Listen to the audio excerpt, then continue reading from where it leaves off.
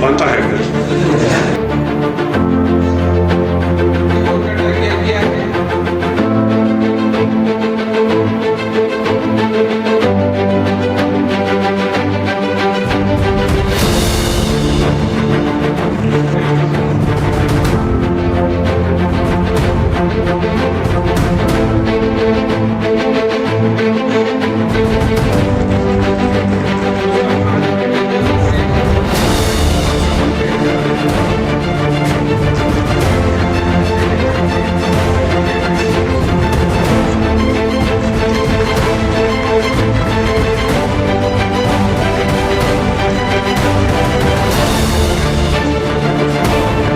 جس حد تک ممکن ہو نوجوان وکلاء کی پروفیشنل سکلز کی پر کام کریں گے اور ان کو تمام سہولیات اپنے انتہائی کم ریسورسز میں پورا کریں گے.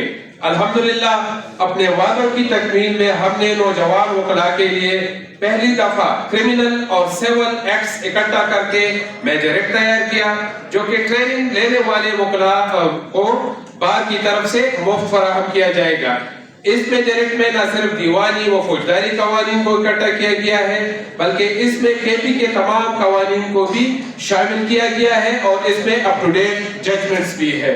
چونکہ ہمارے ساتھ چیف جسٹس صاحب موجود ہے تو اس لیے ان کی موجودگی سے فائدہ اٹھاتے ہوئے ہم اس میجر ایکٹ کی انوگریشن شیٹ سے کریں گے. محترم جناب پریزیڈنٹ پشاور ہائی کورٹ جناب فدا گل صاحب،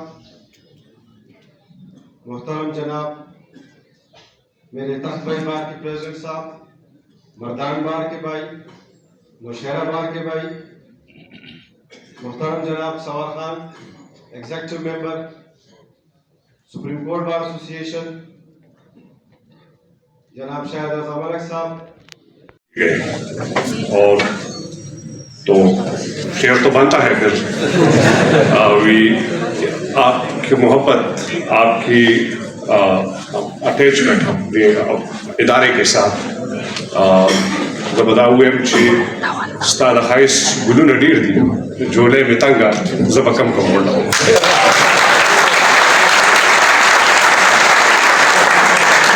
آج انتہائی خوشی مجھے ہوئی کہ بار ایسوسی ایشنز صحیح راہ پر چل پڑے ہیں الحمدللہ. پہلے بھی تھے میں سبھی کے پاس اور ہمیں تکلیف یہ ہوتی ہے کہ ہم اچھے وکلاء آئے، لکھے پڑھے، وہ کام کرے اور پھر آگے بڑھے، اچھی اسسٹنس دے، اچھی تیاری کرے، تو اس سے بہتر کوئی راستہ نہیں ہے محنت کے بغیر اس پروفیشن میں. اگر ہم یہ کہیں کہ پشاور بار کی تعداد بڑھ گئی ہے، بعض کہتے ہیں کہ اس میں ابھی 3000 یا 4000 وکلاء 6000 وکلاء ہے، تو ایسی بات نہیں ہے. ہم نے 92 میں جب سٹارٹ کیا، میں اجاز صاحب، شکیل صاحب تو ہم سے پہلے 2 سال پہلے آئے تھے، تو بار ایسوسی ایشن اس وقت 1800-600 وکلاء تھے، لیکن یہاں ایک سیشن جج صاحب اور 3 ایڈیشنل سیشن ججز تھے.